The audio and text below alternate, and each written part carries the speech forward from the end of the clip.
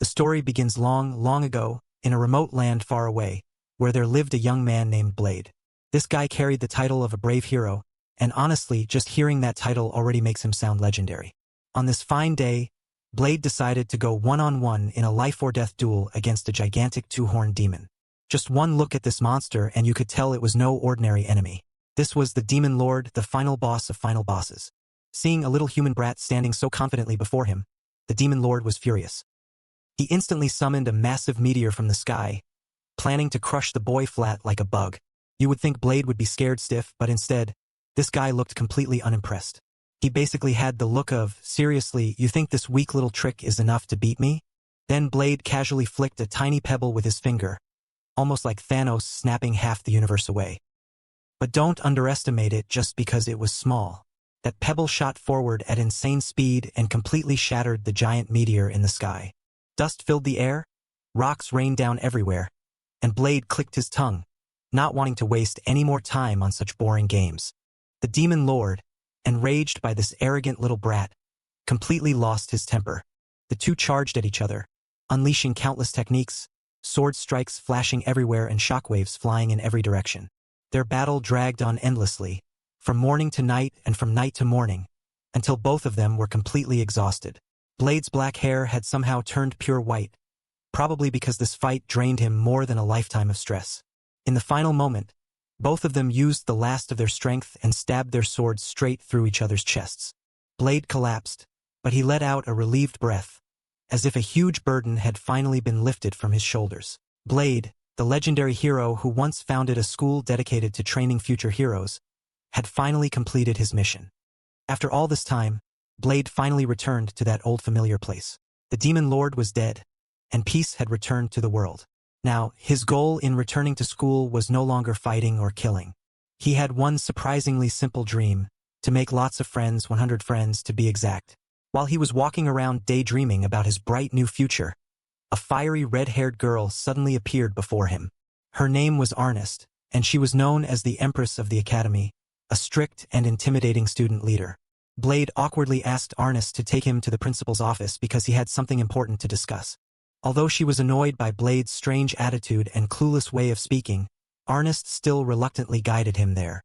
But when Arnest opened the door, she was shocked to see none other than the king himself sitting inside. She panicked and immediately dropped to her knees, greeting him with proper royal etiquette. But when she glanced to the side, Blade was just standing there casually, not kneeling at all and even talking to the king like they were old friends. Arnest broke into a cold sweat, terrified that he might lose his head. She quickly forced Blade's head down and apologized repeatedly to the king for his rude behavior. Blade was annoyed that this girl suddenly shoved him down and forced him to bow to his old buddy, but he had no choice but to play along. The king simply laughed it off. He was easygoing and did not mind at all. He already knew Arnest was an excellent student from the previous principal's time, so he did not blame her. Arnest was then stunned to learn that from that moment on, the king would also serve as the academy's new principal. She immediately changed her attitude and showered the king with polite compliments.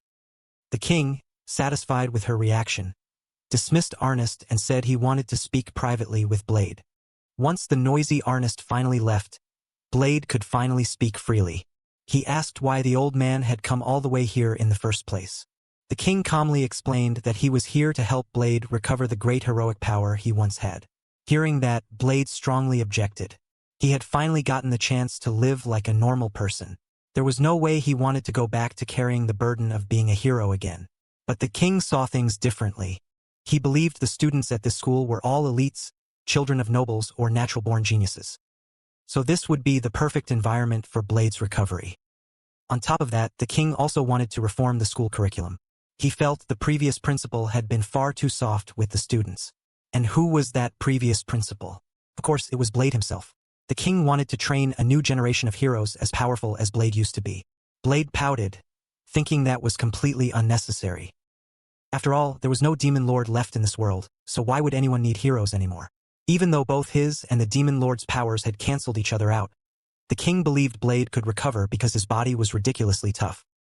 Too tired to argue, Blade went to tour the academy. Because of his insane skill level, he was allowed to skip straight from the lower class to the advanced class, leaving Arnest completely stunned. She suspected he had bribed his way in, since he looked weak, irresponsible, and totally unreliable. But Blade felt wronged because he was serious about making friends. He ran around greeting people and casually patted Ernest on the head. It was the first time a strange boy had touched her head. So Ernest turned bright red and drew her sword to teach him some manners. Blade dodged at the last second, and her slash ended up blasting a hole through the wall behind him. Furious, Ernest demanded that the instructor test Blade's ability in front of the advanced class. He had to show everyone a skill that would prove his worth. To Blade, this little test was way too easy. Without even trying, he swung lightly and sent the iron dummy flying through several concrete walls. The shockwave was so strong that everyone got blown back and stuck to the wall. Ernest, who had been standing nearby, got caught in the wind pressure and had her clothes sliced apart. Blade panicked because he had overdone it, while still insisting that he was just a normal person. That afternoon, Blade shamelessly followed Ernest around in the cafeteria. He invited others to sit with them, but everyone refused because that special table was basically reserved for Ernest. Blade innocently assumed people avoided him because he was too handsome. Then he immediately became obsessed with the delicious curry rice. Ernest looked at him like he was some wild animal from the mountains, then sighed and apologized for accusing him of cheating his way in. Blade's strength had already proven that he more than deserved to be there.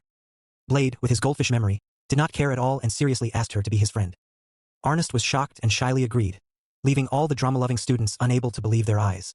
That night, Ernest tossed and turned in bed, thinking about Blade, the only person brave enough to become her friend. Suddenly, the sword on her wall began shaking violently and released a sinister voice demanding her obedience. This was the cursed demon sword that had turned her hair from black to red and constantly urged her to destroy everything. As the heir of the flaming family, she had always struggled to resist it and avoid being consumed. The next day, the advanced class held one-on-one battles. Ernest easily defeated her opponent, but when she fought Sophie, she began losing control, forcing Sophie to wisely surrender. Ernest wanted to fight Blade next to blow off steam, but before she could even draw her sword, she collapsed. Blade carried her to the infirmary, but even the nurse could do nothing against such a dark curse. When Ernest woke up, she panicked, afraid that she had slaughtered the whole school, then insisted on leaving. That night, Blade borrowed the king's research room to investigate Ernest's sword. After understanding the situation, he warned Ernest that she was not strong enough to control it, like a child trying to drive a supercar. Ernest admitted that when she was 6, she accidentally touched the family's cursed sword, and it had been invading her mind ever since. Blade told her the only way was to make the demon inside the sword acknowledge her as its master. And if anything went wrong, he would beat that demon into the ground himself. That very night, Ernest performed the contract ritual, and flames erupted violently. Blade stood outside keeping watch, even as the flames attacked him. Inside her spiritual world, Ernest fought with all her pride, clashing fiercely against the demon. The impact shook the entire space, but in the end, Ernest succeeded and forced the demon to submit. She fell from above, and Blade caught her in a cool pose, although the wall behind them ended up with yet another giant hole.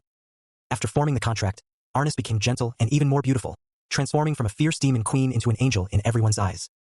Meanwhile, Blade continued crushing everyone in boring class duels. His attitude was honestly way too disrespectful. He did not even bother drawing his sword, simply beating his opponents with the sheathed blade. His classmates were frustrated, but there was nothing they could do because the gap in skill was just too huge. Blade looked at Ernest for a while and scratched his head, sensing something was different about her, but his painfully dense brain could not figure it out. Leonard stood beside him, winking and making obvious signals so hard his face nearly cramped, but Blade still did not get it. This guy had the emotional awareness of a lamppost. A girl changed her hairstyle and put on light makeup to impress him, and he still noticed nothing.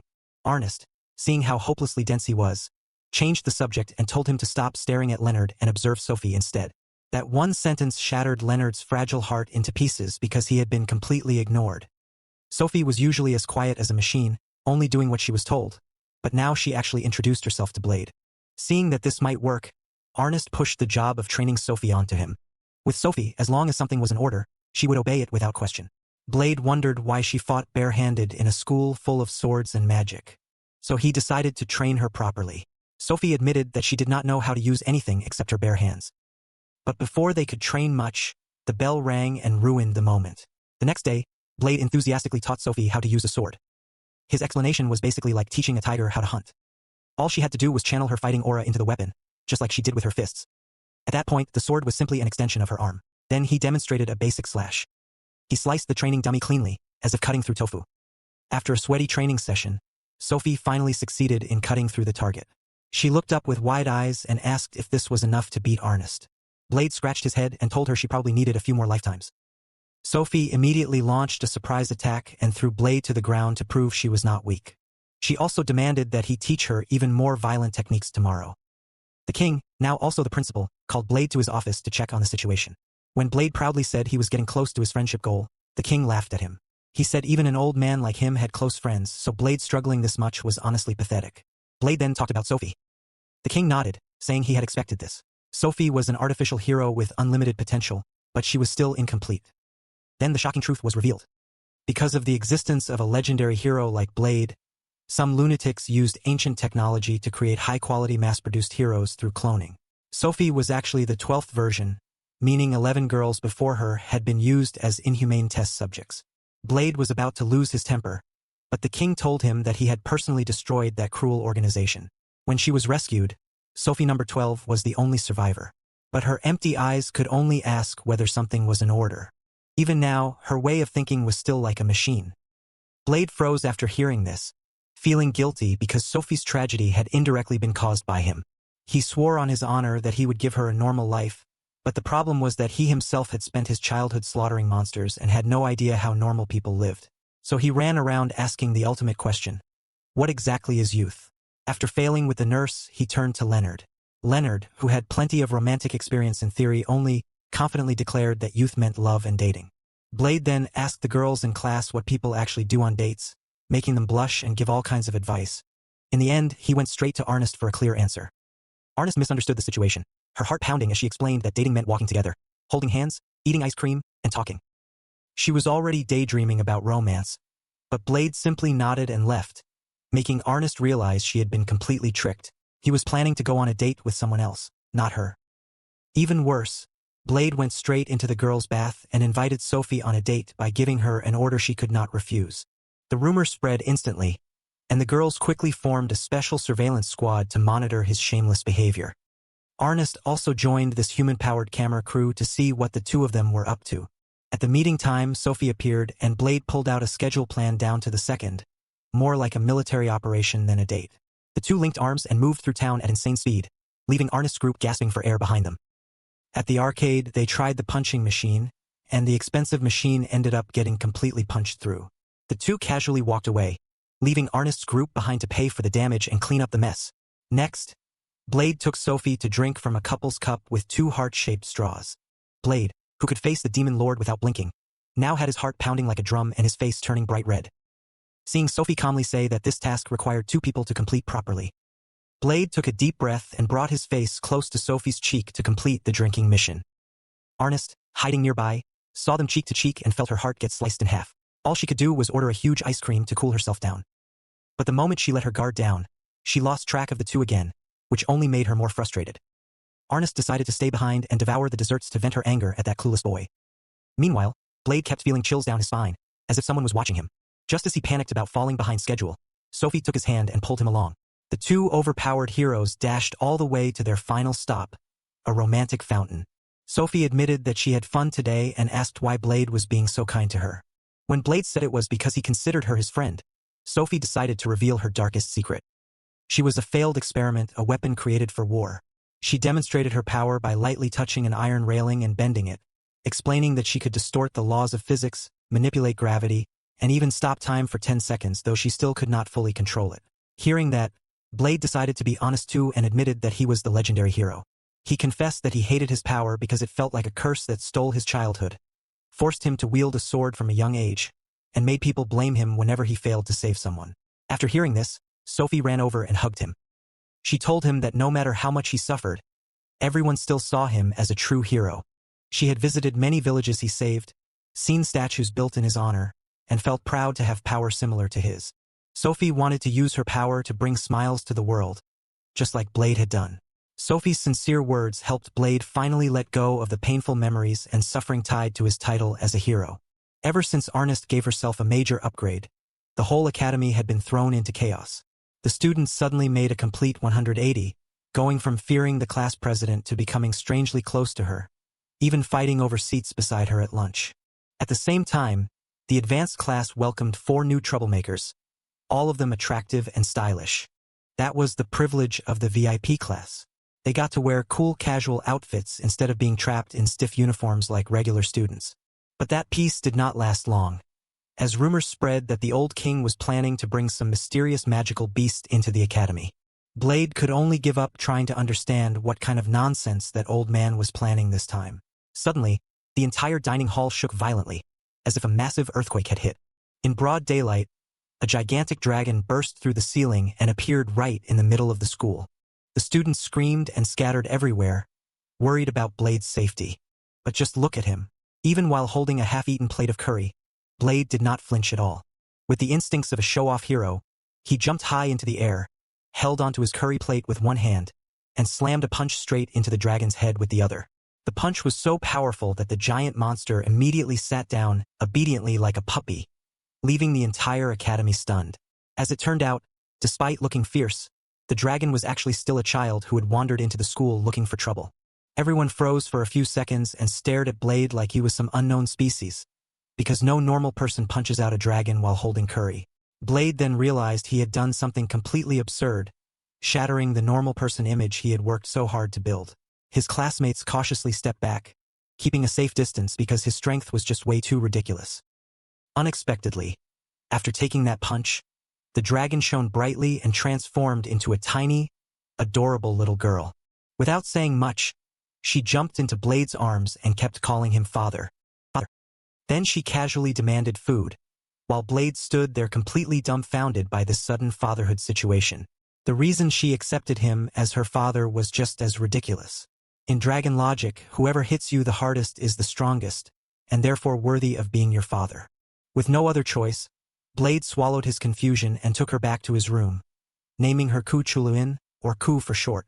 Ku promised to behave and obey him, and since a dragon's oath was more trustworthy than any human contract, Blade felt a little relieved. Ernest, being both curious and hardworking, searched through the entire library to learn about Ku's origins. She brought over a huge pile of books and explained to Blade the bizarre evolution system of noble magical beasts. Basically, when a dragon is defeated, its soul does not disappear. Instead, it reincarnates and imitates the form of the one who defeated it in order to become stronger. A dragon transforming into a human is extremely rare, even rarer than winning the lottery. Ernest suspiciously asked Blade if he was the one who defeated that dragon, since no one else would be capable of doing it. Blade immediately started sweating and desperately lied, claiming he only found the dragon after some unknown master had already defeated it. The explanation made no sense at all, but Ernest could only remain suspicious because she had no proof. Right then, Siyu stood up proudly and showed off the name Blade had given her. Seeing that the little girl was not wearing anything, Ernest turned bright red and immediately kicked Blade in the face for being a pervert. From that moment on, Ernest looked at Blade like he was a dangerous criminal. During meals, Ku clung to Blade like glue and refused to eat unless he fed her one spoonful at a time. Claire thought she looked adorable and tried to help feed her, but Ku glared at her like she was looking down on a weak, inferior human. And that was not all. Ku innocently talked about giving father a good morning kiss every day and sitting on Blade's lap while eating. The whole table was so shocked their brains nearly shut down, and they immediately accused Blade of being a total pervert. As punishment, the entire class isolated him, leaving him standing alone while everyone else trained. Ernest even declared that she would never let this pervert join any group. Blade sadly took Ku down to the training ground, where Claire's group came over asking him to teach them some basics. Seeing her father pay attention to someone else, Ku got jealous, felt abandoned, and quietly walked away. She wandered around the school with an annoyed look, rejecting everyone who tried to befriend her because they were too weak to be friends with a dragon. After wandering around for a while, she suddenly bumped into Blade again. The moment she saw father, her attitude changed completely, and she started acting spoiled, demanding food right away. That night, watching Ku sleep peacefully, Blade finally had a quiet moment and could not resist poking her soft little cheek. Ernest then came to his room to have a serious talk. Blade explained that dragons were naturally lonely creatures. From a young age, they were abandoned by their parents and forced to survive on their own. He understood that this pretend family game would have to end one day, but he was afraid Ku would have to face loneliness all over again. After hearing that, Ernest and Sophie, who were hiding behind the door, felt moved and became a little less jealous. However, with his bottom-tier emotional intelligence, Blade still had no idea Sophie was standing there listening. When Blade returned to his room, he panicked because Ku had disappeared. She had climbed onto the roof and was sitting there alone, staring at the moon. Ku claimed that she was a proud dragon who did not need weak humans as friends. Being with father was enough. The next day, Blade brought her to the king, hoping to dump this troublesome child onto the old man for a while. But after only a few minutes, Ku had already wrecked the office, sending papers flying everywhere and leaving even the king completely helpless. After making a total mess, she hid in a corner and started playing pretend with stuffed animals. Blade happened to watch from outside and realized that Ku had been observing everyone in class very carefully. She remembered their names and copied each person's habits with surprising accuracy. Blade suddenly felt terrible for being so careless, and started banging his head against the wall to punish himself until Ernest had to stop him. Blade tearfully told Ernest about Ku's problem. She really wanted friends, but her dragon instincts would not allow her to acknowledge weak people as equals. There was only one way to become friends with a dragon: defeat it in battle. After hearing that, Ernest told Blade not to carry everything by himself. He should try relying on her and everyone else for once. So the next day, Blade and Ernest went to the regular class, bowed deeply, and begged everyone to fight Ku together so she could make friends. Seeing both the Empress and the former hero bow like that put massive pressure on the students. They were terrified of being roasted by a dragon, but they agreed because they felt sorry for her. And so, an unprecedented battle between the whole school and Ku was immediately scheduled. The king, being the shameless old man he was, brought wine and snacks to watch the whole thing like a theater show. Blade was forbidden from joining, so all he could do was cheer from the sidelines and tell Ku to go all out without holding back. This was Ku's chance to show the pride of a dragon, and also her chance to understand the strength of unity among those weak humans. Of course, with Ku's overwhelming power, this was not going to be easy at all. With just a few casual swings of her dragon tail, Ku shattered the students' formation and sent everyone running in panic. Luckily, Ernest's natural leadership kicked in. She shouted commands and helped the group barely maintain order. The squads began working together. The defense team blocked with shields, the long-range attackers fired magic, and everyone tried to trap Ku from 3 directions. Ku started getting annoyed and swung her tail hard, creating a massive gust of wind that wiped out one group instantly. While she was distracted, the students fired arrows non-stop at the dragon's weak points. Ernest ordered the mage team to attack right after Claire's squad pulled back to avoid getting caught in the blast. Their teamwork was so smooth that even the king, sipping his drink from the sidelines, nodded in admiration. Against a massive creature like Ku, there were always blind spots that one person could not cover, and the students were making full use of their numbers. But of course, fighting a legendary dragon was not as easy as buying vegetables at the market. Ku's scales were incredibly tough. The arrows bounced off her like they were nothing more than scratches. With just one light breath of fire, she destroyed their formation in an instant. More and more students collapsed across the battlefield, and the advantage quickly shifted toward Ku as she rampaged through the arena. The king knew Blade was waiting for some kind of miracle, but was the fight really going to end this one-sided? Just then, Ernest's side spotted a golden opportunity. Sophie, the artificial hero, suddenly leaped high into the air and slammed a powerful punch into Ku's head, knocking the dragon off balance. Ernest seized the chance and surrounded Ku with flames, creating thick smoke that threw her off. Ku panicked, stepped backward, fell into a huge pit, and crashed face-first into the ground. Using traps might seem a little dirty, but in battle, victory is all that matters. That pit had actually been dug by Leonard, who had been quietly working like a mole since the start of the match. All that running around earlier was just a distraction. Seeing Ku lose her footing, everyone charged forward like a flood, while Ernest risked using her demon sword again. Even though the sword kept warning her not to overdo it, she stubbornly ignored it. Leonard also rushed in, trying to pierce the dragon's scales with his spear. Ku roared and spread her wings to escape, but Ernest struck her wing just in time and stopped her from flying away. Sophie followed up with a crushing gravity-powered punch, pinning Ku to the ground and leaving her unable to move. The long battle had left everyone exhausted and gasping for air. Ernest gritted her teeth and prepared the final attack, powered by the fighting spirit everyone passed on to her. Thanks to this ridiculous power of friendship, Ernest unleashed a massive burst of strength and sent a giant fireball flying straight at Ku. Ku was completely defeated and returned to her small human form, totally exhausted. She lowered her head sadly, ashamed that a proud dragon like her had lost to weak humans. Ku was afraid that Blade would think she was useless and abandon her. Blade walked over, patted her head, and gently explained that she was not weak. Humans simply become strong when they work together. He told her she should open her heart and become friends with him. Since father said so, Ku reluctantly accepted and shyly asked everyone to be her friends. Watching from afar, the king smiled to himself, happy to see his students growing. He was already planning even tougher virtual reality combat training to put the kids through in the near future. After the battle, Ku suddenly became the queen of the school, loved and pampered by everyone. She got to sit on Jessica's lap and had Claire feed her by hand. At first she found it strange, but soon she accepted it because, honestly, it felt way too nice. At that moment, Blade stared at Ernest and bluntly said that something about her looked different. Everyone immediately panicked and covered his mouth, scolding him for saying something so insensitive out loud. They tried to comfort Ernest by saying she was still beautiful, just a tiny bit softer than before. But with his rock-bottom emotional intelligence, Blade stubbornly insisted that she really had gained weight and pointed straight at her belly. Being told that so directly, Ernest was so embarrassed that she burst into tears and ran back to her room. The whole group immediately glared at Blade for committing this unforgivable crime, while he just scratched his head, not knowing what he did wrong. 3 days had passed since Ernest locked herself in her room, and Blade was depressed because she was ignoring him. When everyone explained that this meant she was cutting ties with him, he truly panicked. He wanted to apologize right away, but Claire's group knew that letting him go alone would only make things worse. So they all decided to escort Blade to Ernest's room. When calling her did not work, Jessica used magic to unlock the door and break in.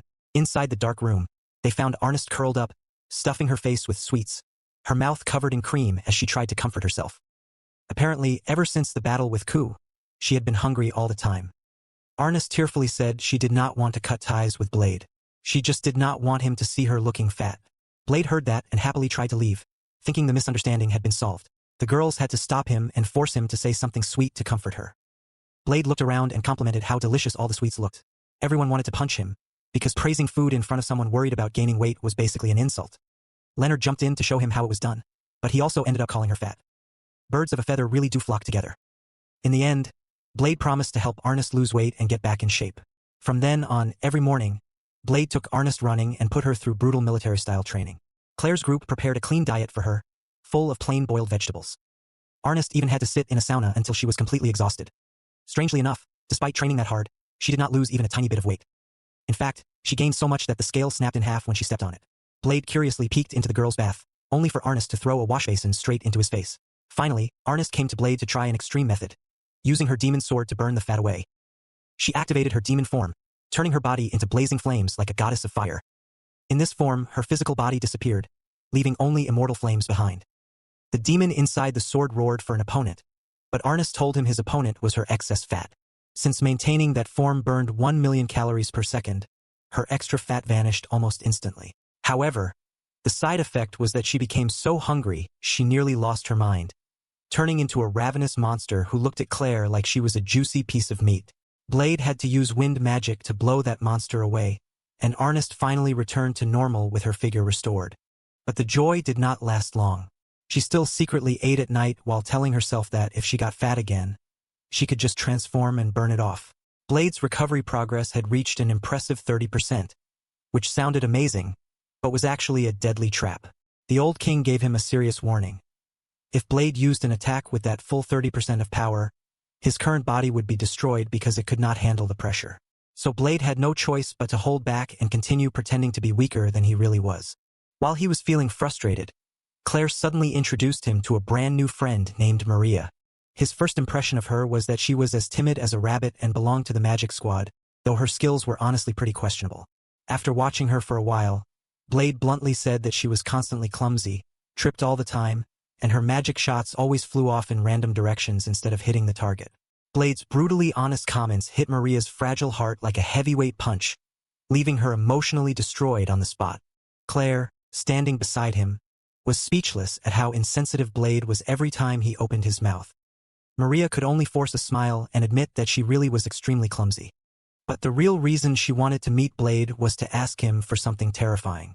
She wanted him to kill her if she ever lost control. It was a seriously horrifying request. Maria admitted that she was not a normal human, and with his sharp heroic instincts, Blade immediately realized that she had demon blood. Inside her lived a terrifying beast, another personality that was extremely violent. As she explained, Maria suddenly lost control for a moment, her trembling hands crushing a porcelain cup into powder in front of everyone. All this time, she had used everything from meditation to medicine to suppress the monster inside her. But recently, perhaps because she had been exposed to Ku's powerful aura, her magic circuits had been stimulated, and her power kept trying to burst out like an erupting volcano. The problem was, if she was discovered as a danger and expelled from school, Maria would have nowhere else to go, because the outside world did not accept half-demon people. She and Claire had been childhood friends since middle school, and both had worked hard to get into this academy, so she wanted to stay with her friend no matter what. After hearing her tragic story, the whole class felt sorry for her and wanted to help. Blade, being the type to choose the reckless option first, asked Jessica and Claire to raise the training field's magic barrier output to maximum. He told Maria to release all the magic power she had been suppressing so she could feel better. With Blade there to protect everyone, she could let loose without worrying about destroying the school. Ernest also reassured her, saying that while Blade's mouth was annoying, his strength was completely reliable. Encouraged by everyone, Maria took a deep breath and began removing the heavy restraints on her body. Each ring on her wrists and ankles weighed several tons, crashing into the ground hard enough to crack the stone floor. Together, the 4 rings had weakened her power 16 times over, but the real final boss was the collar that reduced her power by another 10 times. In simple terms, Maria's true power had been sealed by a factor of 160, which was honestly terrifying. Ernest realized something was wrong and rushed forward to stop her, but it was already too late. The moment the collar shattered, a violent storm erupted and blasted Ernest backward. Maria's clothes were also torn apart by the shockwave, because of course this is anime. Her body began to transform, growing horns and black wings as she turned into a true demon lord with overwhelming pressure. Ernest immediately activated her flaming demon form and attacked, but this demon lord merely waved her hand and sent the Empress crashing into the wall. Leonard charged in next, only to get flicked straight into the sky like a bird. Sophie tried to restrain her with gravity, while Ku blasted her with powerful dragon fire, but neither worked. The demon lord casually caught the flames with one hand, compressed them into a small ball, and threw them back, leaving Ku's face blasted black like charcoal. The entire class was lying on the ground groaning in pain, and only Blade remained standing like a rock. The demon lord smirked and told him to surrender, saying she would go outside and destroy the world for fun. Blade charged in with his sword, but his slashes felt strangely weak, as if he was afraid of hurting her. The demon lord became furious at being underestimated and shouted at him to fight seriously if he did not want to die. She knocked Blade into the ceiling and fired a powerful stream of hellfire, instantly shattering Blade's cheap sword. Seeing the situation turn dangerous, Ernest dragged her battered body over and handed him her demon sword, Asmodeus. The demon inside the sword was not happy about it, but still lent Blade its power under its master's command. With a proper sword in hand, Blade declared that he would end the fight with a single strike. The demon lord laughed mockingly, saying there was no way an ordinary human could defeat a demon lord in one blow. Blade began channeling his heroic aura into the sword. Even Asmodeus trembled, unsure if the sword could withstand such absurd power. At first, the demon lord confidently blocked the attack, but the pressure kept increasing until she could no longer withstand it. In the end, the demon lord was completely defeated, leaving everyone stunned. When she asked who he was, Blade gave the coolest answer possible. "I am just an ordinary person." The arena was completely destroyed like a battlefield, but luckily no one died. Everyone only suffered minor injuries. Their clothes, however, were totally destroyed, giving the audience plenty of fan service. After that attack, Blade passed out, and when he woke up, he was wrapped in bandages like an Egyptian mummy in the infirmary. The Busta nurse rushed over and hugged him tightly, burying his face in her chest until he could barely breathe. Blade was both suffering and enjoying it, thinking that risking his life might have been worth it after all. After releasing her excess energy, Maria completely transformed. From a timid, plain-looking girl, she became fiery and seductive enough to make everyone turn their heads. Maria explained that Maria was the gentle personality, while the chaotic demon personality from before was called Mao. As it turned out, she was the princess of the demon world, the beloved daughter of the previous demon lord. The king had secretly sponsored her enrollment, and Mao occasionally surfaced to take control, acting as wild as ever. She claimed she hated school but loved the uniform, even lifting her skirt to tease the boys and make them nearly pass out from nosebleeds. Ernest had to step in and restore order, dismissing the entire class. Mao, still bitter about her loss, wanted to set a date for a rematch with Blade. Claire was worried that her gentle friend Maria might end up being swallowed by Mao completely. That night, Mao suddenly grew wings, flew to Blade's window, and invited him on a late-night date. Well, invited is a generous word. She basically grabbed him and flew off, leaving Ku behind in confusion. Under the bright moonlight, Mao admitted that she was technically only 5 years old, because she had only gained awareness 5 years ago. So in terms of actual life experience, she was still a child, even though her personality was anything but innocent. Mao said that the only reason she stayed at this boarding school was because a hero like Blade was there. Then she came up with a bold idea. Maybe she had fallen for Blade. So Mao proposed that he become her husband. Blade, being as dense as a log, replied that instead of all that romantic stuff, fighting in the arena sounded more fun. This guy's emotional intelligence really was at rock bottom. In truth, Mao was a defense mechanism created to protect Maria from the pain of her past. Maria had always been mocked as a half-breed and lived in hiding with her poor mother. She hated her father for abandoning them and leaving her mother to die alone. Mao told Blade this because she saw him as a monster just like herself. Just then, Eliza, Maria's old friend, appeared and discovered that the broken collar was actually an information storage device.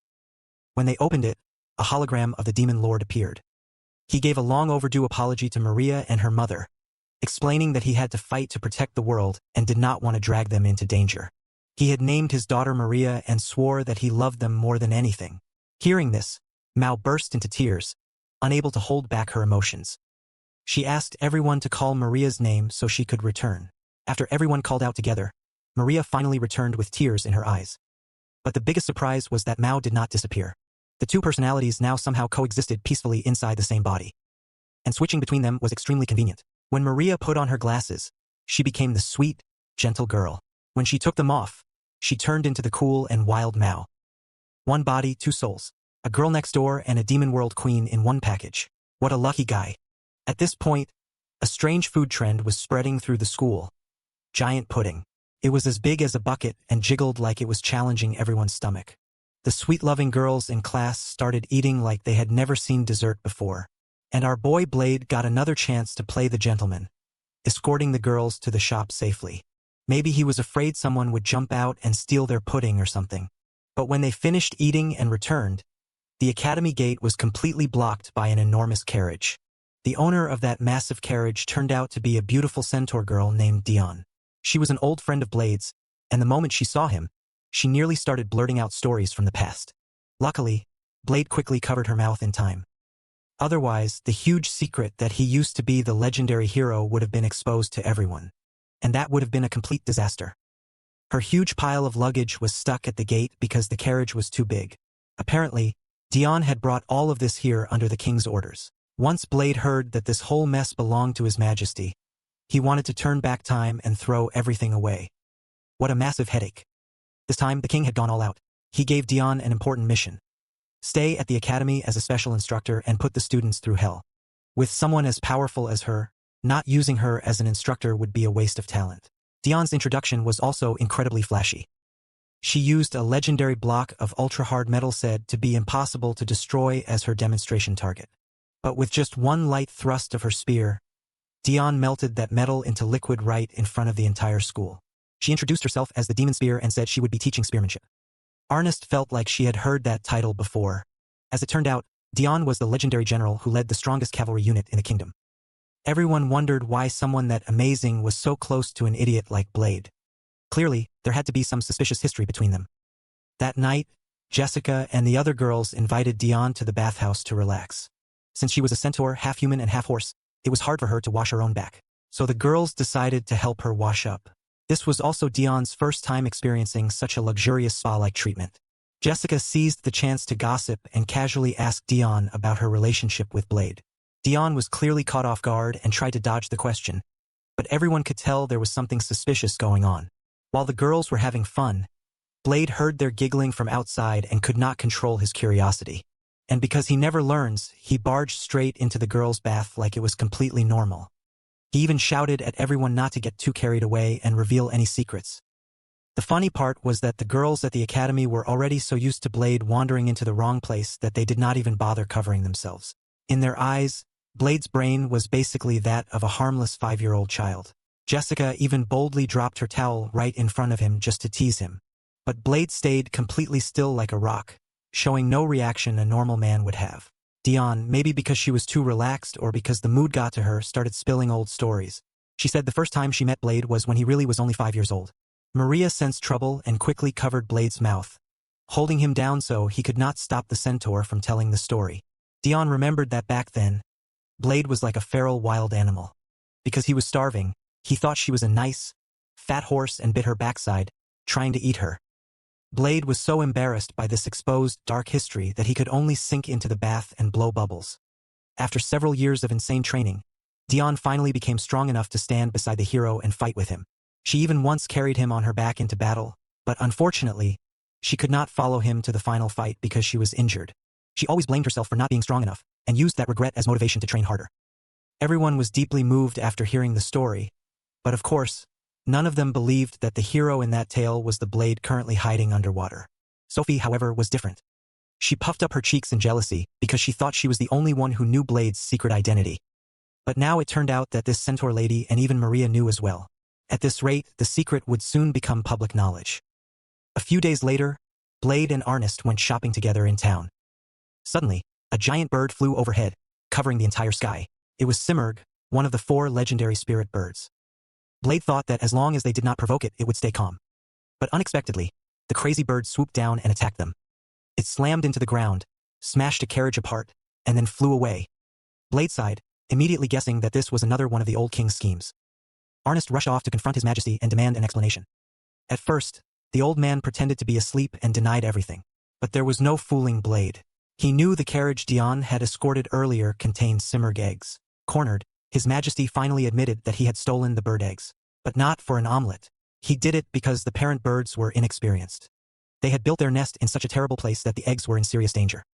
For the eggs to hatch successfully, 2 harsh conditions had to be met. They needed to be placed as high as a 10,000-year-old great tree and exposed to the glow of sunset. So the old man created a real-life babysitting training exercise. The students had to make sure the eggs hatched by tomorrow. The next day, Blade and Ernest led the entire school against the furious Simurgh parents, who were angry about their missing children. The goal was not to kill the precious birds, but to buy time. They needed to distract the birds while the eggs were carried to the top of the highest tower by elevator. The parent birds attacked anything that looked like a carriage with insane aggression. The advanced class students rushed in to draw their attention. Meanwhile, the regular class used iron chains to anchor the mother bird's legs to the buildings. But that bird was terrifyingly strong. It dragged the chains and concrete blocks through the sky like they weighed nothing. In the plaza, the father bird also swooped down to attack the rescue team. Ku bravely stepped forward to protect everyone, but got smacked away like a ball. Blade had no choice but to rely on the power of Mao, Maria, and Ernest's demon form. The bird was quickly set ablaze by the 2 girls like a roasted chicken. Because Ernest burned too many calories, she almost fainted from hunger. Luckily, she landed right next to a pudding stand and recharged just in time to keep fighting. As sunset approached, the egg was being lifted by the elevator, but the bird returned again to cause trouble. Blade had to personally go along to protect the egg. With only 15% of his current strength, he ran up the tower completely out of breath. At the critical moment, Dion appeared like a goddess and let him ride on her back to reach the top. She comforted Blade, saying he no longer had to carry the whole world alone like when he fought the demon lord, because now he had wonderful friends beside him. At the top of the tower, the king was already waiting with a smug grin. The egg was so large and heavy that even the elevator could not handle it. Luckily, Dion's horse strength helped pull it up just in time. The Simurgh parents also arrived, trying to knock the king away because they thought he was stealing their egg. Sophie quickly used time-stop magic to save him, while another student used wind to push the bird away and keep some distance. Just as the sunset light shone down, the eggshell began to crack, and it turned out there were twin chicks inside. The moment the 2 chicks opened their eyes, the first person they saw was Blade. So thanks to imprinting, they treated him as their father and chirped non-stop. Blade looked miserable. He did not even have a wife, yet he already had children everywhere. First a dragon, now birds. After that, the chicks and their parents stayed at the academy and even carried Blade and Ernest through the sky for sightseeing.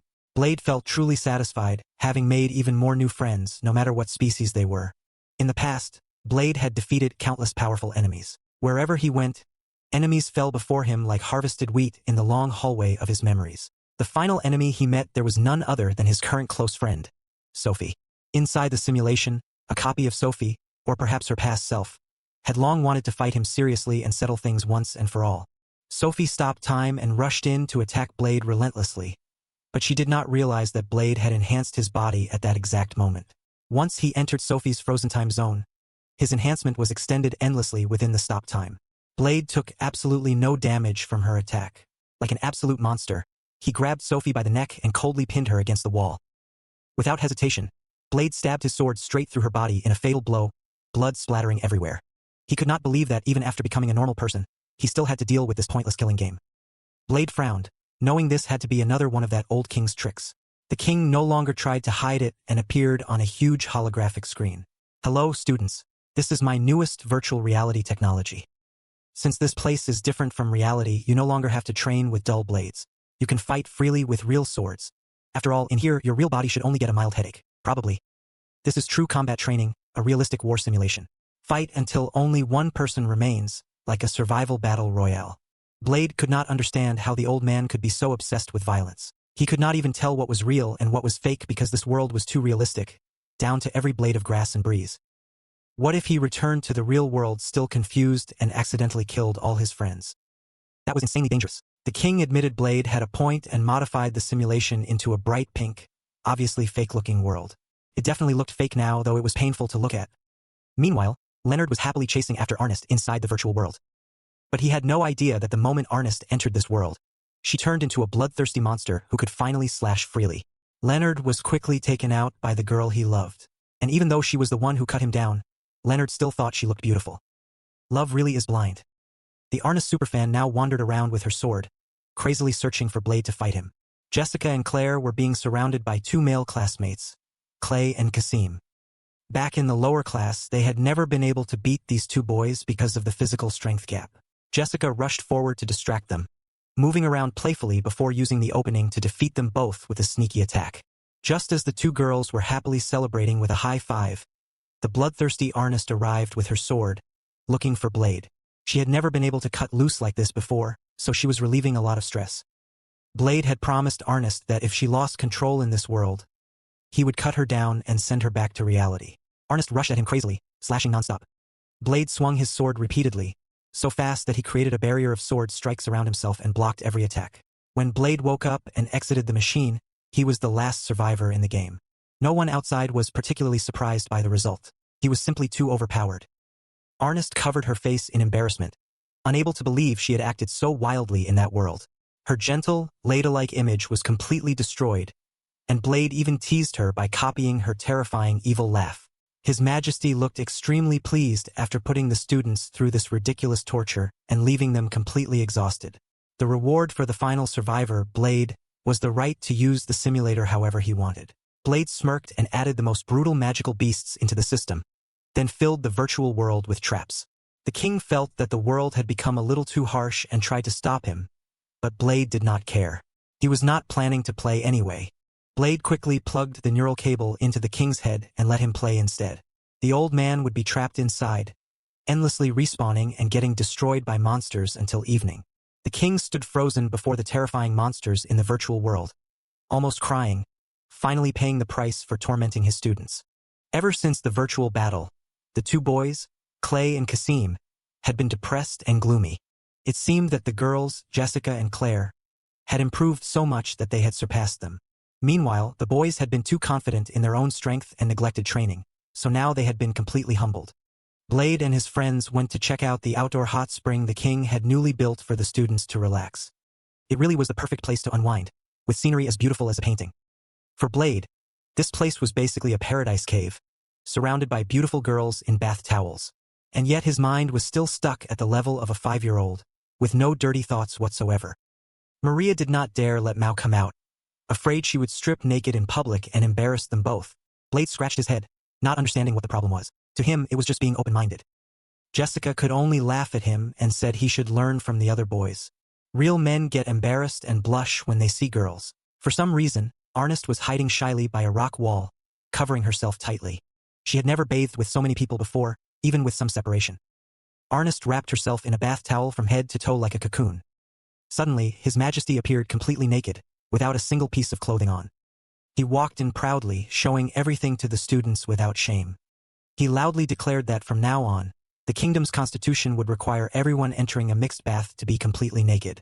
The constitution would be amended immediately. Unsurprisingly, this bold decision was enthusiastically supported by the male students, who clapped like crazy. Jessica tried to comfort Ernest, saying everyone had technically already seen her naked before anyway. Every time she transformed into her demon form, she ended up completely exposed in front of everyone. Ernest was pressured by everyone to remove her towel, while His Majesty even wanted the whole country to go naked from now on. What a perverted king. But just as he was giving his speech, his beautiful secretary smacked him on the head with a mallet and dragged him away. Ernest finally compromised, removing her towel to reveal a fiery bikini that left the boys completely stunned. Jessica and Claire went to apologize to Clay and Kasim for beating them in the game and hurting their pride. They meant to comfort the boys, but because they were so awkward, they ended up rubbing salt in the wound and making them cry. In the end, only men could truly bring happiness to other men. The two boys hugged each other and cried, forcing Blade to step in and comfort his poor friends. Clay and Kasim thought Blade would never understand their pain because he was basically superhuman and would never lose to girls. Even if he did lose, he probably would not care anyway. Clay admitted that he did not want to lose to Jessica because he secretly liked her and wanted to be strong enough to protect her. Blade, being as dense as ever, did not really get it. He liked Jessica too, and he also liked Ernest and Sophie. Basically, he liked everyone. But Blade's version of like meant friendship, while Clay's version meant romantic love. They were completely different. Kasim also liked Clay, and both boys' feelings were nothing like Blade's innocent kind of affection. Clay was cute and determined, while Jessica was free-spirited and strong. Ku suddenly appeared and gave them the simple dragon solution. They just needed to become stronger. Females usually liked strong dominant males, right? So if they joined Ku's special hell training, they would definitely get stronger. Meanwhile, the girls were holding a tea and sweets meeting in their room to discuss Clay and Kasim's romance problems. They could not believe the boys were sulking so much just because they lost one match. Their pride was way too fragile. Recently, those two had been avoiding them all the time and could not even look them in the eye. Claire suggested that maybe they should pretend to lose in front of them to make them feel better. But that idea felt even worse than actually beating them because it would be insulting. Just as they had no idea what to do, Ku appeared and gave her opinion. They had to become even stronger so the males would fall for them. Jessica and Claire were not exactly trying to make the boys fall for them through violence. But should they really neglect training and pretend to be weak just so the boys could catch up? Ernest disagreed with that idea and suggested a better plan. For a while after that, Clay and Kasim gritted their teeth through brutal training under the enthusiastic and ruthless guidance of Blade and Ku. Finally, the day of their revenge match arrived. Everyone entered the virtual world to watch the four of them fight in a 2-on-2 battle. Jessica charged in first, unleashing blazing flames. The battle was extremely intense and dramatic. Clay and Kasim had clearly improved and were no longer complete amateurs. Until now, both of them had only used their weapons unconsciously, relying purely on instinct.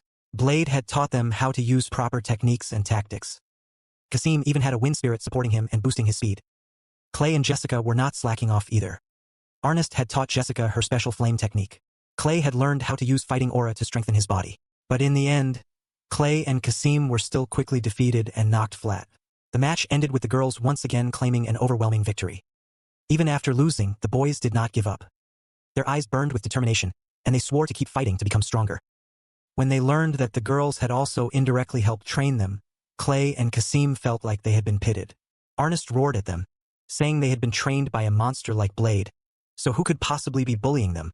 And the idea that you cannot like someone stronger than you was complete nonsense. If you love someone, you love them. Strength has nothing to do with it.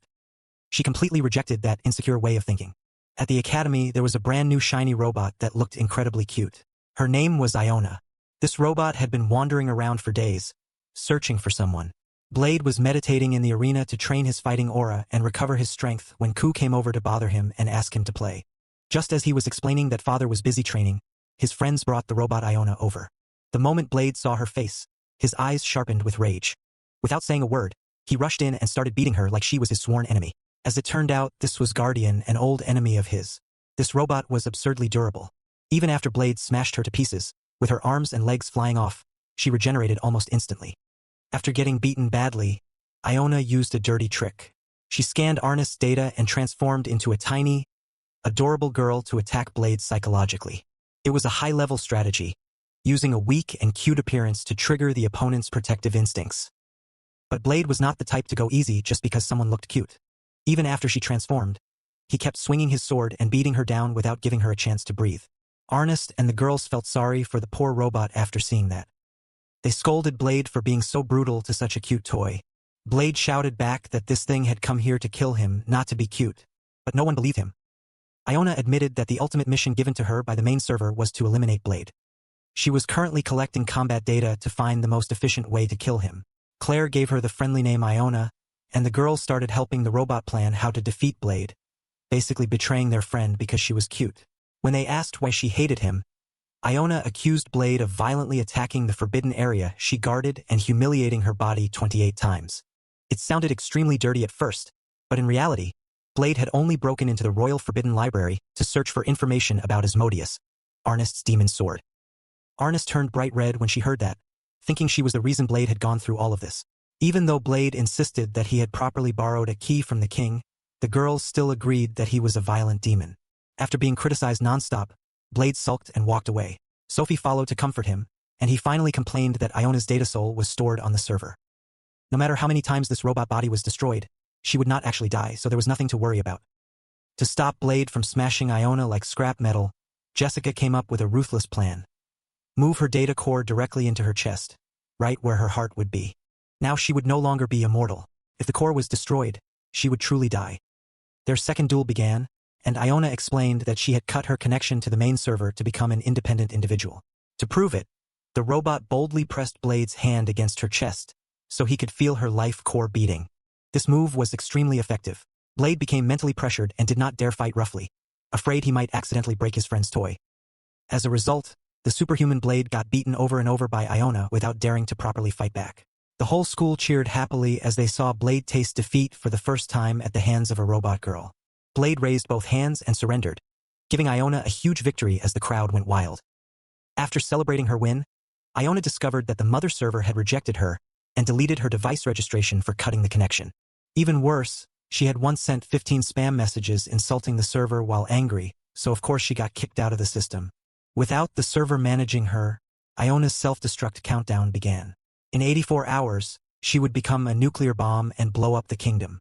With no other choice, Blade accepted Iona as his servant to temporarily calm down the self-destruct program. From that day on, Iona dressed as a maid and served Blade non-stop, bringing him food and drinks so intensely that he could not even sleep in peace. Seeing this annoying situation, Sophie appeared and demanded the right to give orders too, competing fiercely with Iona for Blade's attention. These two fought over everything, from cleaning to cooking, even wearing cat ears and bunny ears to see who looked cuter. Their jealousy battle exploded into chaos, filling the room with smoke and flames until Blade had to step in as judge. At night, the two even wore sexy sleepwear and guarded his bed, competing to see who could stay awake longer to protect their master. Blade, however, was as dense as a rotten log, sleeping like the dead while two beauties fought beside him. In truth, both Iona and Sophie were lonely souls. The only person connecting them to this world was Blade, so through their rivalry, the two slowly grew closer. However, time was running out. Only 20 hours remained before Iona self-destruct, since the system still refused to recognize Blade as her administrator. Iona looked at everyone with regret and quietly planned to leave for an empty place so she could explode alone. The group decided to throw her a grand farewell party. Sophie gave her final order to her friend, "Be happy." As the final moment approached, Blade suddenly disappeared from the party. Iona created a magic barrier to protect everyone, crying as she admitted that she was scared of dying and did not want to disappear. But when the countdown reached 0, no explosion happened. Blade suddenly crawled up from underground, covered in dirt like a miner. As it turned out, he had gone down into the dark basement and used 5 diplomatic punches to convince the mother server to let Iona stay. Her connection was restored, Iona was saved, and she rushed into Blade's arms, crying with happiness. In the end, everything worked out, and Blade continued suffering through his never-ending romantic disasters. Today's training session had a name that sounded ridiculously cute. At first, it sounded like a baking lesson or flower arranging class, but in reality, it was advanced combat training. This was where overconfident students would be taught humility by Blade, and the first victim of today's beatdown was none other than Leonard, the blonde guy who was always far too confident in his spear skills and absolute defense. But against Blade, he was basically showing off in front of a true master. Everyone cheered for Leonard, shouting for him to beat Blade. No matter what, he had to defeat him. These words of encouragement came from people who had all been beaten by Blade before, also known as the Blade Victims Association. Leonard activated his fighting aura. The spear in his hands shone brightly, making him look surprisingly impressive. He charged at Blade with insane speed, launching a rapid barrage of spear thrusts. But unfortunately for him, he was facing Blade, a man even the laws of physics had given up on. And the ending came as fast as the wind. Blade got tired of playing around. He raised his hand and lightly flicked Leonard on the forehead. With just that one flick, Leonard went flying out of the arena. He crashed headfirst into the ground with his butt in the air, looking exactly like a freshly pulled carrot. The entire audience burst out laughing. From that day on, the nickname Carrot became part of his tragic life. Leonard lay there, his soul even more shattered than his body. He completely broke down. All his training, all his faith in his so-called absolute defense, had vanished after a single flick from that monster. Everyone had already expected this result, so they immediately walked away to do something else. It was not even worth watching. But the most painful part was not losing. It was Ernest's reaction. Ernest, his one-sided love, walked off to eat without even glancing at him. Leonard's heart was completely crushed. He had accepted his miserable fate, knowing he could never measure up to Blade. Maria watched Leonard from afar with a sympathetic look. That night, Leonard was still deeply depressed, lying face down on his desk. Even though he knew Blade was completely beyond him, Leonard still dreamed of one day defeating him and becoming the #1 hero. If that day came, would Ernest finally look at him with admiration? Thinking about that, Leonard quietly returned to polishing his weapon. At midnight, Maria came to check on Leonard because she was worried about him. She knew that even though Leonard always smiled on the outside, he was not fine inside. Unlike Leonard, Maria wanted to become someone who could stand beside Blade and support him. But right now, she was not even close to a fraction of his strength. She was not qualified to defeat him or even stand beside him yet. But one day, she would definitely stand beside him with the power of the demon lord inside her. Leonard teasingly asked if that meant she liked Blade. Maria immediately panicked, blushed, and denied it with everything she had. She insisted she did not think of Blade that way at all. But thanks to Maria's encouragement, Leonard realized something important. He had always looked down on himself and placed himself beneath Blade. Maria could not stand seeing Leonard lose his desire to win and his ambition to stand as Blade's equal. Leonard resolved to defeat Blade no matter what, and Maria fully supported him. Suddenly, Eliza appeared and dismissed all that emotional support as empty nonsense. If they thought a superhuman creature like Blade could be defeated with belief alone, they were dreaming. But if they were serious about taking him down, Eliza would help Leonard with her genius tactical brain. The next day, the committee to defeat the superhuman lifeform Blade was formed and held a secret meeting. Ernest, Sophie, Claire, Jessica, Maria, and the others all joined, with Leonard serving as chairman. Everyone here shared one burning dream. They wanted to defeat Blade, a man whose strength violated all common sense. One by one, they proposed grand-sounding plans.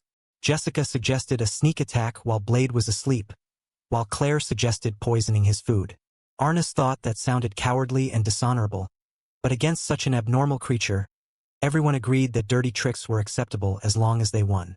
Ernest preferred a more honorable approach, challenging Blade in areas he might not be good at like math or sewing. In short, they would challenge him in whatever way each person preferred, doing everything they could to take that creature down. In the first match, Ernest volunteered and borrowed Leonard's spear to fight Blade, thinking that since Blade was good with swords, a spear would counter him. But not even 5 seconds later, she was face down on the ground, and Leonard's precious spear had snapped cleanly in half. Next, Jessica carried out her sneak attack plan, sneaking into Blade's room while he was sleeping deeply. But Jessica did not expect an unknown object to be guarding the room. Truly, it was not the strong enemy you feared, but the unexpected variable. Iona, who was in standby mode, automatically activated and launched an intruder elimination program. Jessica got blasted, her clothes torn and her body burned black, forcing her to run for her life. Afterward, Iona received a lot of angry questioning for shooting an ally. Leonard went up next, having desperately repaired his spear with glue and tape before bringing it back to the arena. This time, he was determined to defeat Blade. But before he could even start showing off for 1 second, the spear exploded into dozens of pieces because it could not withstand Blade's pressure.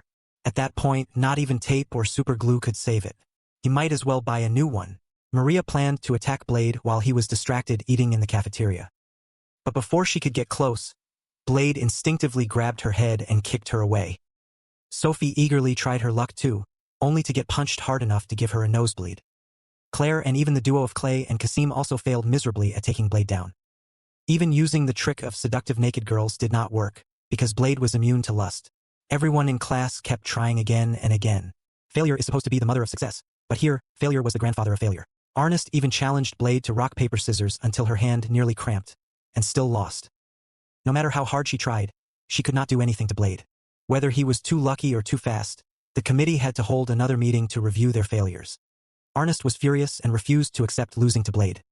She wanted to beat him in any possible field, even eating contests or sleeping contests. Leonard reminded everyone of their original purpose. Yes, they wanted to defeat Blade, but if they only did it to be acknowledged or satisfy their egos, then it was not a true victory. Was the value not in the effort they put into the process? Ernest immediately rejected that empty-sounding theory. She only needed victory. Winning was winning, and she would use any plan, even the dirty ones. Then everyone remembered that Blade had surrendered only once in his life. It was when he fought Iona and was threatened with the destruction of her life core. Everyone was shocked as they remembered this, and all eyes turned to Iona.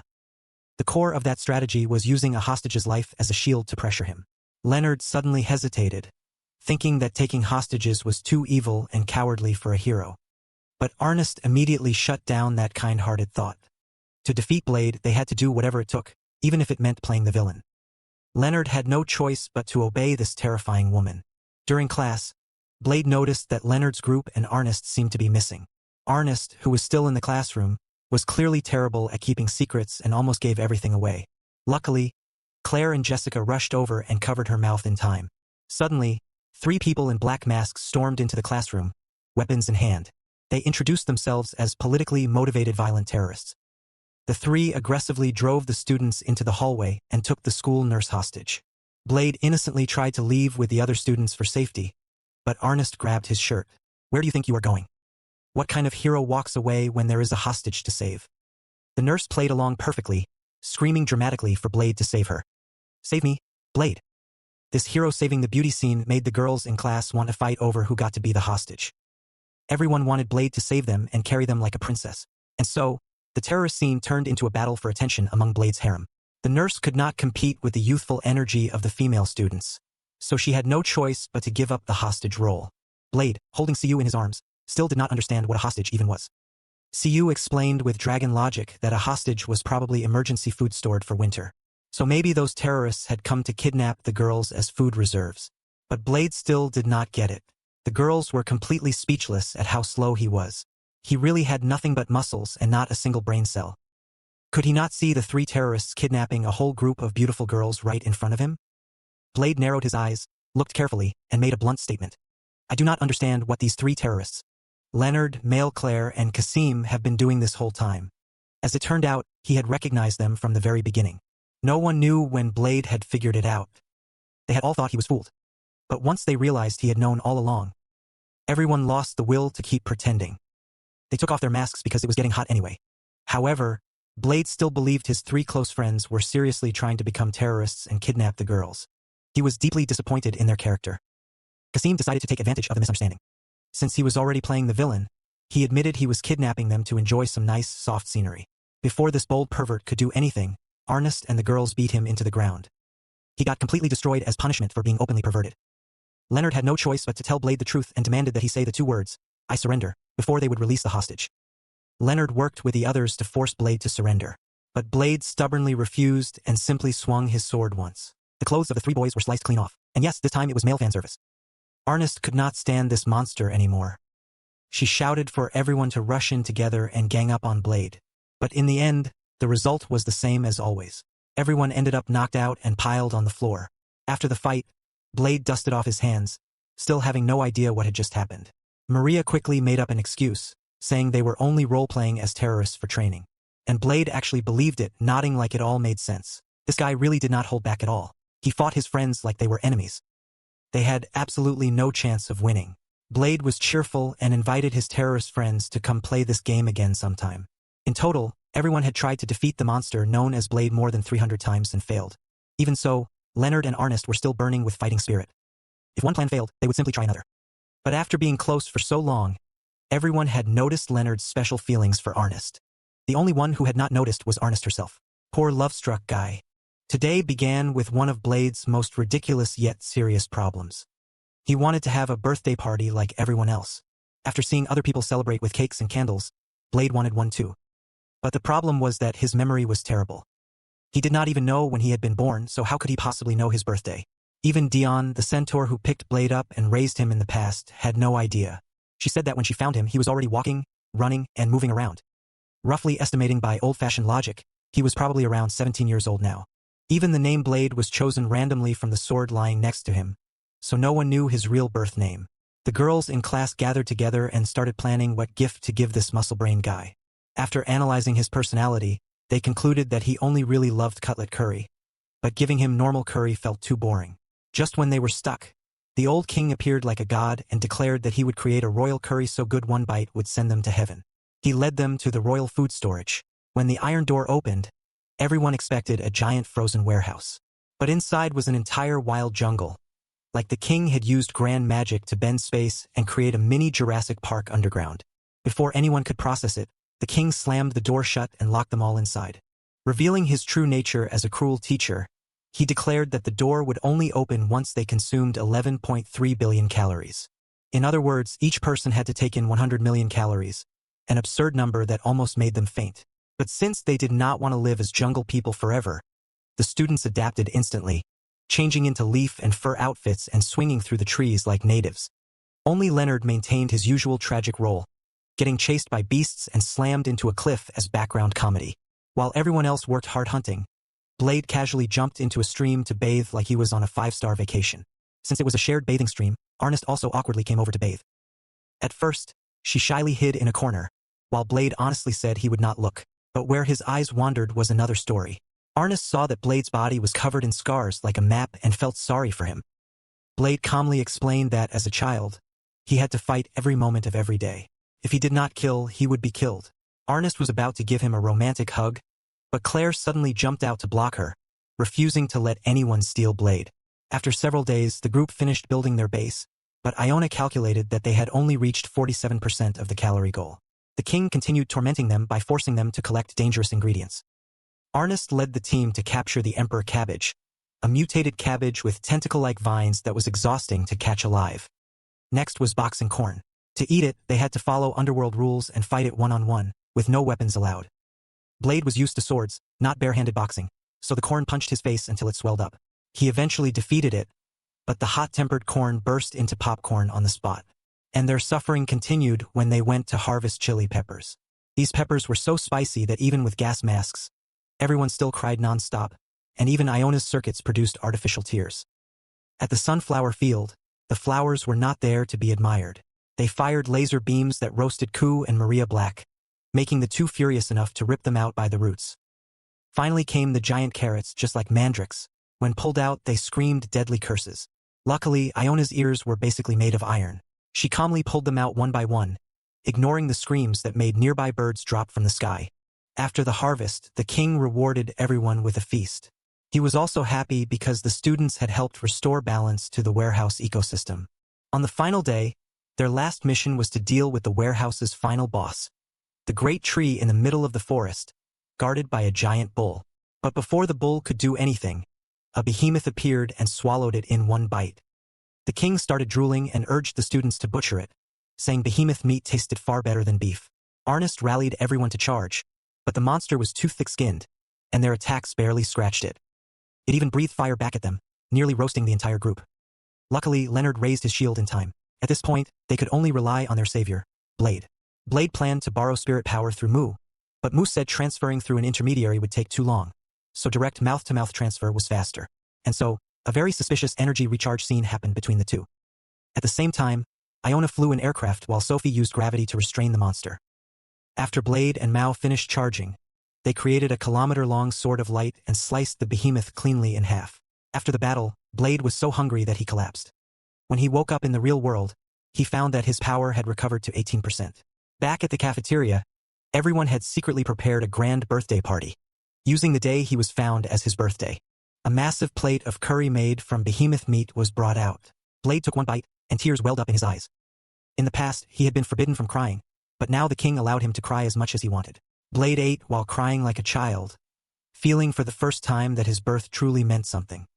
It was honestly touching enough to make anyone tear up. Recently, Clay and Kasim had suddenly become extremely hardworking, constantly staying beside Blade to train. They were probably still bitter about losing to the girls and were determined to get revenge. Clay excitedly showed off a new tornado technique he had learned, thinking it looked cool and flashy enough to be impressive. Just then, Sophie appeared out of nowhere to watch, and the two boys immediately started acting superior. They told Sophie she should try learning the technique too, since it was super easy. Sophie felt deeply insulted. Her expression turned cold, and she drew her sword to make things clear. With one light swing, she created a terrifying tornado, several times larger and stronger than the original. Clay, standing nearby, had his pants blown away by the wind, exposing himself in broad daylight and leaving him so embarrassed he wanted to disappear underground. While everyone was still shocked, another Sophie suddenly jumped out of nowhere and started brawling barehanded with the sword-wielding Sophie. There were now two identical Sophies in the arena, leaving everyone confused, as if they were watching Naruto's shadow clone technique. Before anyone could understand what was going on, the sword-wielding Sophie disappeared as if she had never existed. In truth, that sword-wielding Sophie was named Uno No. 1.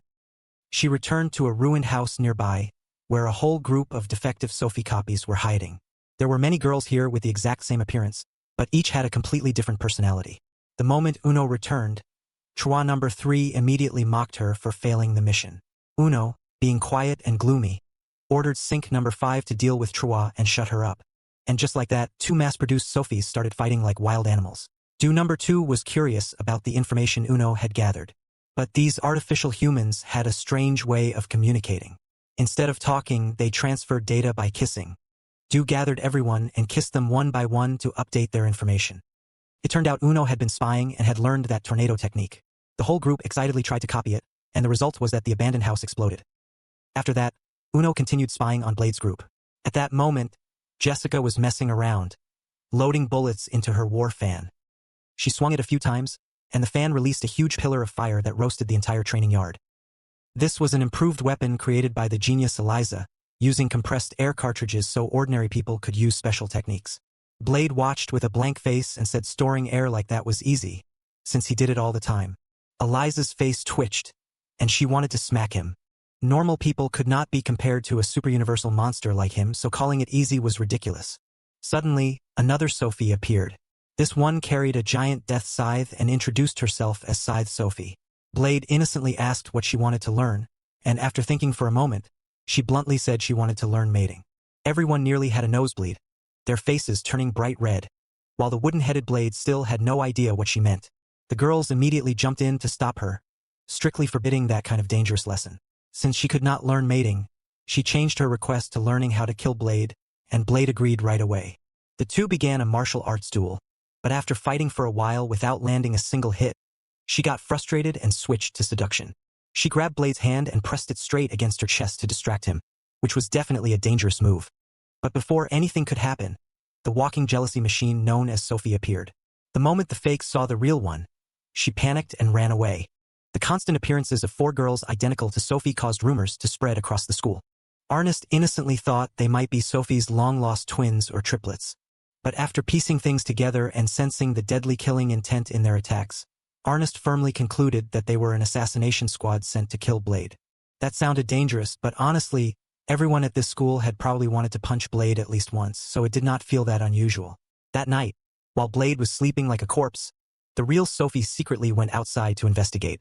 Iona was also guarding the room, running her radar search mode 24/7. Unfortunately, the enemies had the same biological frequency as Sophie, so Iona's sensors became completely confused. The real Sophie went outside and confronted Cotter, who approached with intense killing intent, and the two immediately clashed without holding back. During the fight, a shocking secret was revealed. Cotter and the others were all products of the Artificial Hero Project. They were created for the sole purpose of defeating the real hero, Blade, to prove they were superior upgraded versions. But tragically, their lifespans were extremely short. They only had 14 days left to live. Unlike Sophie, who had been lucky enough to be rescued early, they had absolute commands implanted in their brains and could not rest until their mission was complete. The story was truly tragic. The next day, Blade's class entered the virtual world for training. Sink number 5 secretly followed them inside, and Eliza vaguely remembered that Sink meant 5 in an ancient language. Blade casually asked if there were 5 of them. Sink, being far too honest, nodded repeatedly and accidentally revealed their entire secret. What an amateur spy, she confessed before the fight even started. Realizing she had messed up, Sink got angry and told everyone to forget everything. Otherwise, she would destroy the entire map. Sink charged in and attacked wildly. But in the virtual world, Blade was basically the final boss. He beat her down completely in a one-sided fight. This was the first time those artificial superhumans had tasted such humiliating defeat. Furious after being tricked into getting destroyed in the virtual world, Sink returned to the real world. Then she started wrecking the entire academy. Iona warned that if this continued, the whole building would definitely collapse. Blade ran around desperately, but he could not escape their relentless pursuit. The moment he dodged one girl, another one jumped out at him. Iona tried to buy time, but it seemed to only make them even more aggressive. Ernest had to call the girls for backup. Blade also arrived just in time to join the fight. Everyone worked together to attack the 2 artificial girls. Ernest blasted one of them away with a spell. Blade used magic to push back the other. Driven into a corner, the 2 girls used their last resort. They held hands and created a cosmic black hole right in the middle of the schoolyard. The black hole began sucking everything in. Bricks, stones, and buildings flew through the air. Blade's friends were pulled toward it. He quickly jumped up and caught them. The situation was hanging by a thread. Just then, Sophie appeared like a goddess. Using her gravity power, she compressed the black hole into a tiny sphere and crushed it. The danger was completely eliminated. But after handling it, Sophie collapsed unconscious. Seeing that, the 5 artificial sisters quietly withdrew.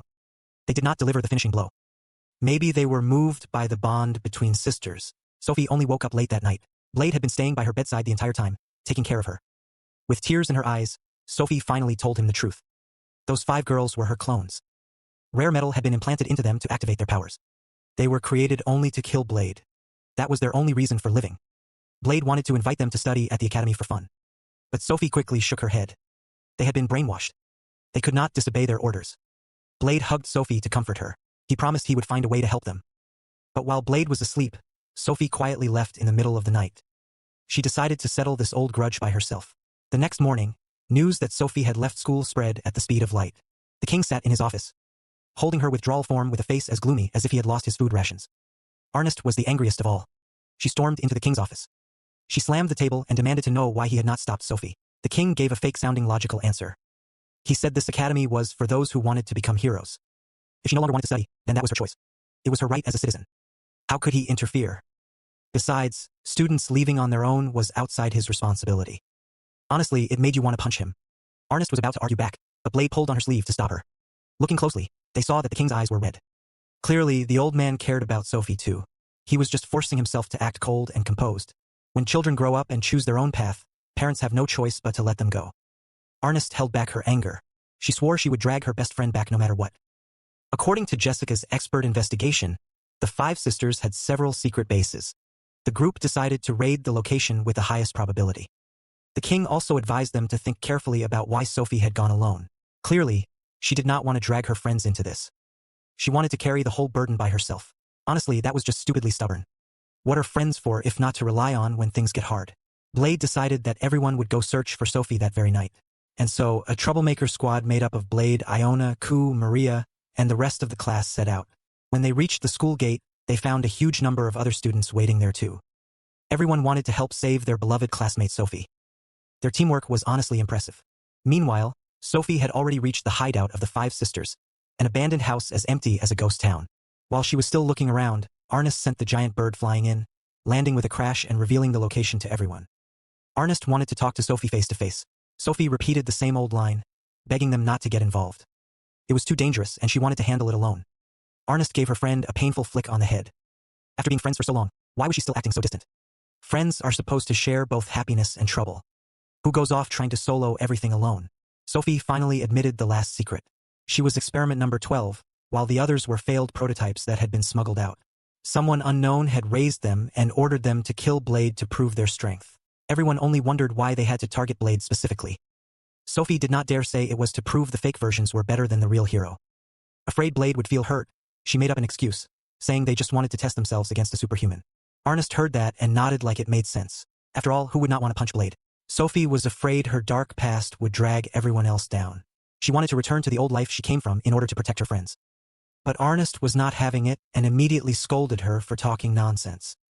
If you want to walk under the sun, then just do it. Who is stopping you? I used to be a murderous demon myself. Thanks to Blade, I am now a proper lady, even if I am still a little violent. Everyone nodded in agreement. Everyone has a past. What matters is being happy in the present. But the real problem was that the artificial girls had absolute orders implanted in them. If they did not kill them, the girls would kill them first. But killing girls who looked exactly like their friend felt wrong too. Blade, with his simple brain that occasionally produced brilliant ideas, said there was no need to kill anyone. He would use his power to save them. He grabbed Sophie by the shoulders, looked straight into her eyes, and told her to trust him. Leave your life to me. I will handle everything. Sounded cheesy, but somehow it was believable. Eliza then began laying out the strategy. The 5 sisters were hiding in an abandoned building. They were already exhausted and running low on energy. The mysterious man was probably nothing more than a fake final boss, constantly echoing in their heads and ordering them to kill the hero.